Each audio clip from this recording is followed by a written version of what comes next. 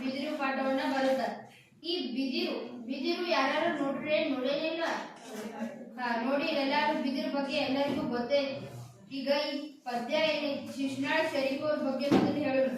ಶಿಶುನಾಳ ಶರೀಫ್ ಅವರು ತತ್ವಪದ ರಚನಾಕಾರರಾದ ಇವರು ಸಾಶ್ಯ 1819ರಲ್ಲಿ ಹಾವೇರಿ ಜಿಲ್ಲೆಯ ಶಿಗ್ಗಾವಿ ತಾಲೂಕಿನ ಶಿಶುನಾಳದವರು. ಬಾಲ್ಯದ ಹೆಸರು ಮಹಮ್ಮದ್ ಶರೀಫ. ಗುರು ಕಳಸ ಗೋವಿಂದ ಭಟ್ಟರು ಕರ್ನಾಟಕದ ಕಬೀರರೆಂದೇ ಶರೀಫರು ಪ್ರಸಿದ್ಧರಾದರು. ಶಿಶುನಾಳಧೀಶ, ಶಿಶುನಾಳೇಶ, ಅಂಕಿತ ಇವರು 106 ತತ್ವ ಪದಗಳನ್ನು ರಚಿಸಿದ್ದಾರೆ. ಈಗ ಮೊದಲು ಶಿಶುನಾಳ ಶರೀಫ್ ಅವ್ರ ಬಗ್ಗೆ ಹೇಳ್ಬೇಕಂದ್ರ ಇವ್ರು ಎಲ್ಲಿ ಹುಟ್ಟಾರಂದ್ರ ಹಾವೇರಿ ಜಿಲ್ಲೆಯ ಶಿಗ್ಗಾವಿ ತಾಲೂಕಿನಲ್ಲಿ ಶಿಶುನಾಳದವರು. ಇವರ ಒಂದು ಜನ್ಮ ದಿನಾಂಕ ಯಾವ್ದಂದ್ರ 1819.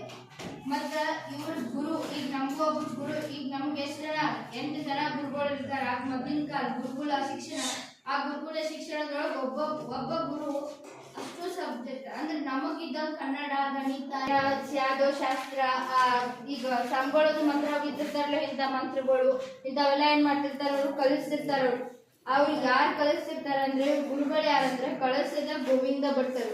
ಇವರ ಏನಂತೆ ಪ್ರಸಿದ್ಧ ಆದರಂದ್ರ ಕರ್ನಾಟಕದ ಕಬೀರರಿಂದ ಶರೀಫರು ಪ್ರಸಿದ್ಧರಾಗ್ಯಾರ. ಶಿಶುನಾಳಧೀಶ, ಶಿಶುನಾಳೇಶ ಎಂಬ ಇವರು ಅಂಕಿತ ನಾಮ ಆಗೈತಿ. ಇವ್ರು 106 ತತ್ವಪದ. ಈ 106 ತತ್ವ ಪದೊಳಗ ಬಿದಿರು ಅನ್ನುವಂತ ಒಂದು ತತ್ವ ಪದವನ್ನ ನಮಗ್ ಹಾಕ್ಯಾರ. ಆ ಬಿದಿರೊಳಗೆ ಏನೈತಂದ್ರ ಸಂತ ಶಿಶುನಾಳ ಶರೀಫರ ತತ್ವ ಪದದಲ್ಲಿ ಪ್ರಕೃತಿಯಲ್ಲಿ ಬೇಡವಾದ ವಸ್ತು ಯಾವುದೂ ಇಲ್ಲ.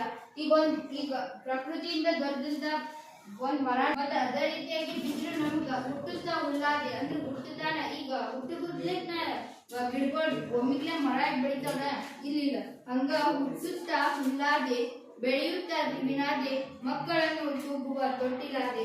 ಅಂದ್ರ ಬಿದಿರು ಏನಾಗೈತಿ ಬಹುಪಯೋಗಿ.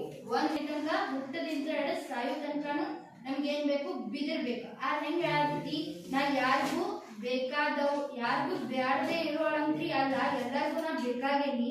ಹೆಂಗಂದ್ರ ಹುಟ್ಟುತ್ತಾ ಹುಲ್ಲಾಗಿ ಹುಟ್ಟದೆ, ಬೆಳೆಯುತ್ತಾ ದಿವಿನಾಗಿ ಮಕ್ಕಳನ್ನು ತೂಗೋ ತಟ್ಟಿಲಾದೆ. ನಾವೆಲ್ಲಾರು ಹುಟ್ಟೇವಂದ್ರೆ ಒಮ್ಮಿಗೆ ಜೊಳಗೆ ಹಾಕಿ ತೂಗಿದ್ರೆ ನಾವು ದೊಡ್ಡವರಾಗಿವಿ.